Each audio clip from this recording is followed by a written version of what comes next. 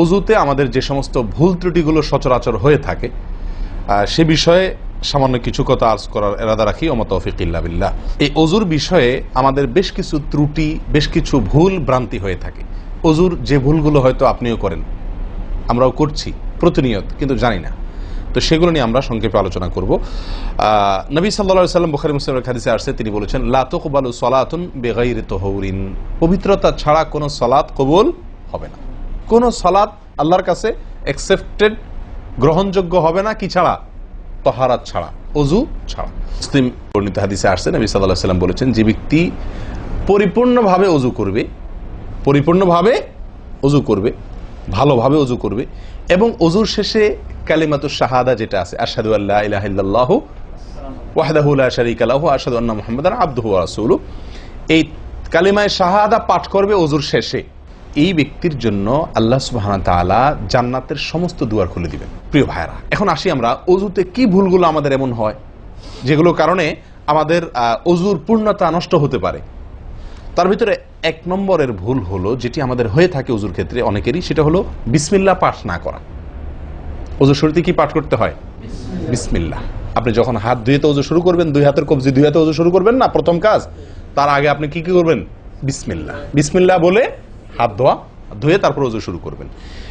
বহু লোক আছি আমরা, অজুখানায় ওই গল্প করতেছি, আড্ডা মারতেছি, কথাবার্তা বলতেছি, এই বলতে বলতে অজু শুরু করে দিছি। তাহলে বিসমিল্লাহ কখন পড়তেছি?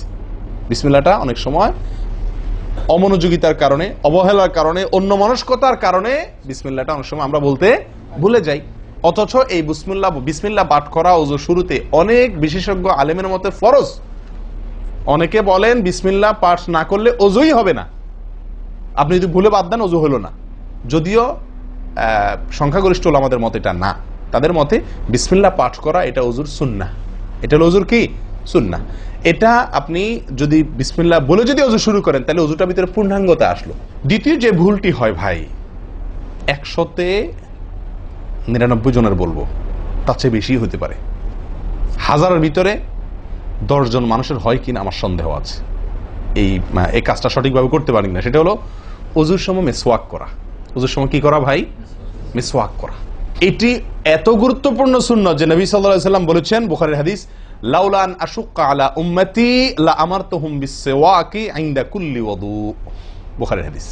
নবী সাল্লাল্লাহু আলাইহি ওয়াসাল্লাম বলেন, আমার উম্মতের জন্য যদি কঠিন না হতো, তাদের জন্য কষ্টের কারণ না হতো, তাহলে আমি তাদেরকে বাধ্যতামূলক করে দিতাম, ফরজ করে দিতাম কি?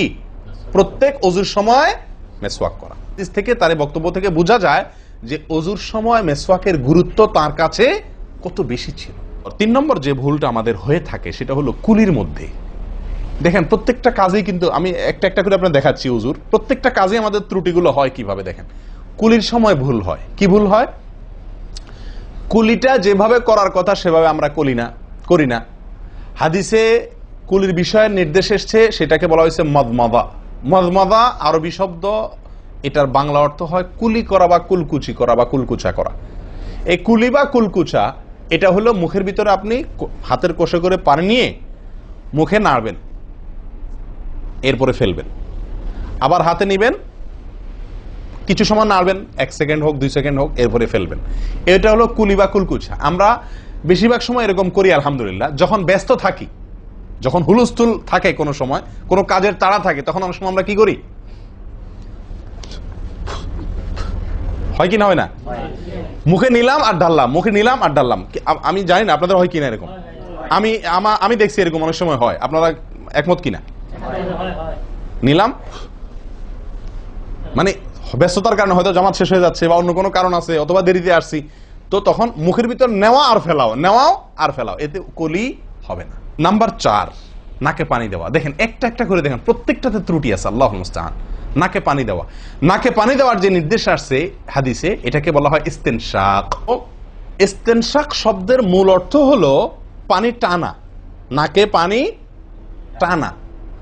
আমরা নাকে পানি টানি না, দেইও না। একটা হলো দেওয়া, একটা হলো ছিটানো, আর একটা হলো টানা। টানা হলো এ ক্লাসের অজুতে নাকে পানি টানবেন, বি ক্লাসের অজুতে নাকে পানি দিবেন, থার্ড ক্লাসের অজুতে নাকে পানি ছিটাবেন। আমি কি বুঝতে পারছি?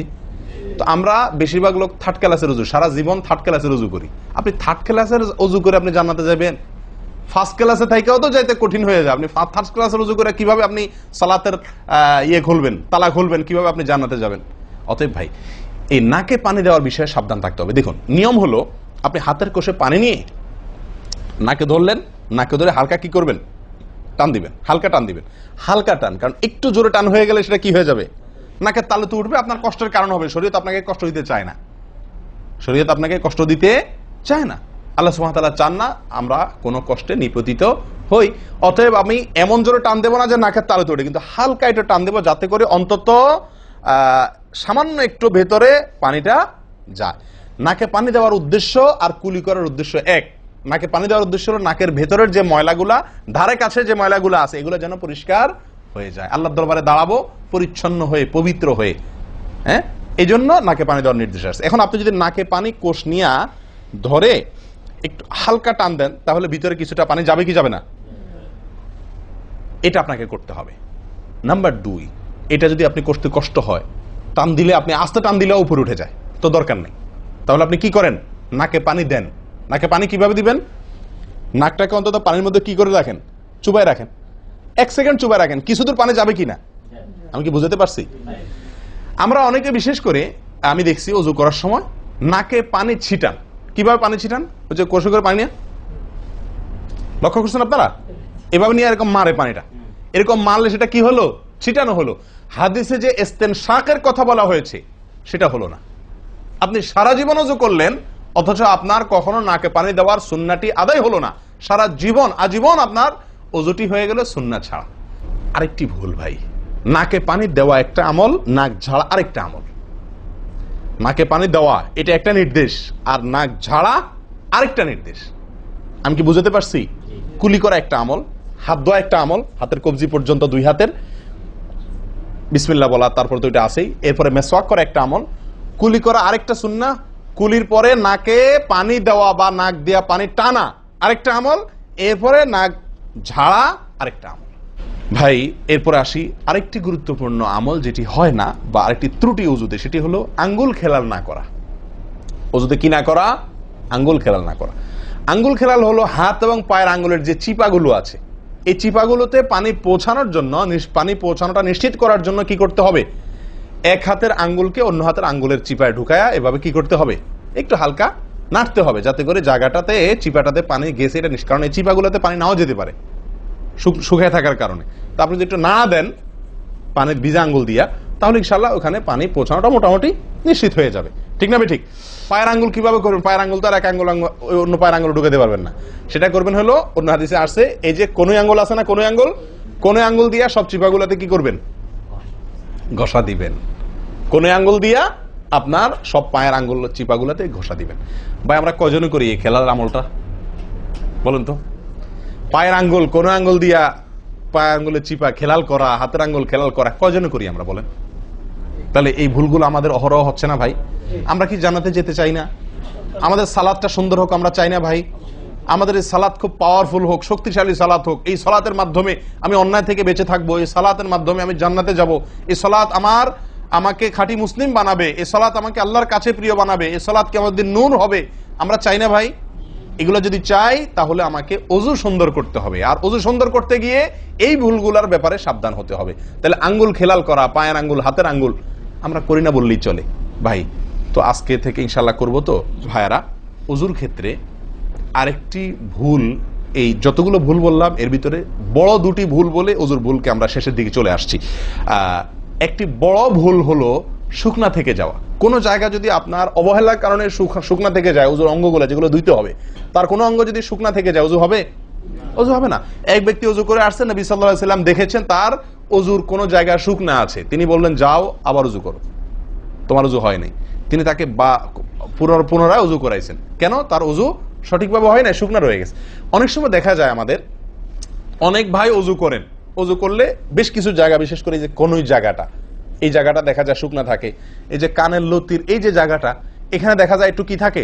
শুকনা থাকে। কপালের দিকে দেখা যায় শুকনা থাকে। এই জায়গাগুলো অনেক সময় দেখা যায়, বহু লোককে দেখা যায় ওযু করে আসছে, এখানে শুকনা, এখানে শুকনা, পায়ের গোড়ালি, গিরা, এই জায়গাগুলোতে শুকনা। কারণ হলো ওই যে অবহেলা করে অজু করছে, কোন রকম অজু করছে, অজুটা যেভাবে করা দরকার সেভাবে করে নাই।